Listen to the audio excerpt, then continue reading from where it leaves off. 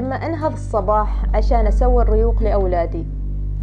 أتذكر لما كان عمري 9 سنوات كنت دايما أنهض الساعة 4 الفجر وأروح أصلي وأطبخ وأنظف البيت وبعدين أروح المدرسة. ما كان في ذيك الأيام عندنا الكثير من الأشياء، كنا بسطاء جدا. هذاك الزمان كان واجد صعب أن أنت تتوفر عندك أشياء مثل الحين. أتذكر أنه ما كان عندنا كهرباء في البيت، حتى أن عشان نذاكر وعشان ندرس كان نشعل القنديل.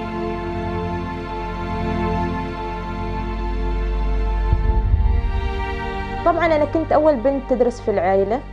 زمان أول الناس عندهم فكرة أن البنت ما لازم تدخل مدرسة، لكن الوالد الله يرحمه كان دايما يقول العلم يرفع بيتا لا عماد له، وأصر أني أدخل مدرسة.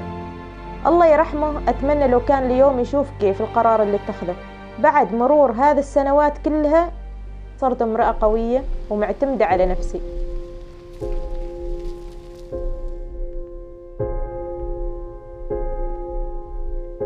صار لي الحين أشتغل في شركة كيمجي رمداس 9 سنوات. كان خبرتي قليلة، وأول ما بديت تعلمت اللغة الإنجليزية. أعتبرها شيء أساسي لأنك تلتقي بناس من مختلف الجنسيات، عاداتهم قد تختلف عن عاداتنا. لما تعلمت اللغة كثير ساعدني إني أنجح في شغلي وواصل مع الناس.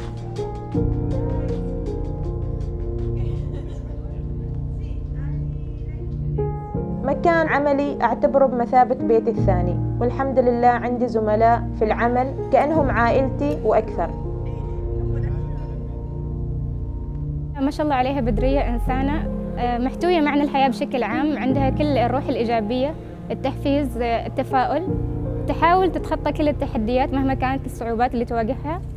حبيت شخصيتها كروح قتالية، عندها أحلام، تفكر بالمستقبل، تنظر للحياة بنظرة ثانية.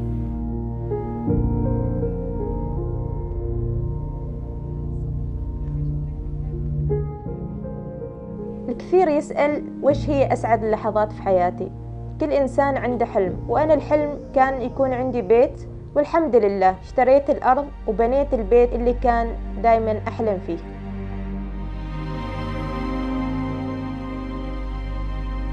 الوحدة صعبة على الإنسان، وخاصة إني أم وعندي ولدين أتحمل تربيتهم بنفسي.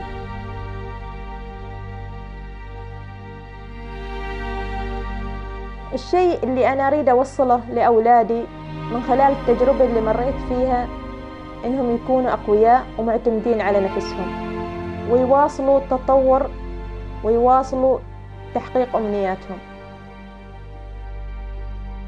النصيحة هذه أوجهها لأولادي وأيضا للشباب العماني على هذا الوطن المعطاء. أتمنى الجميع يجتهد ويواصل تحقيق أحلامه. والله يحفظ الجميع.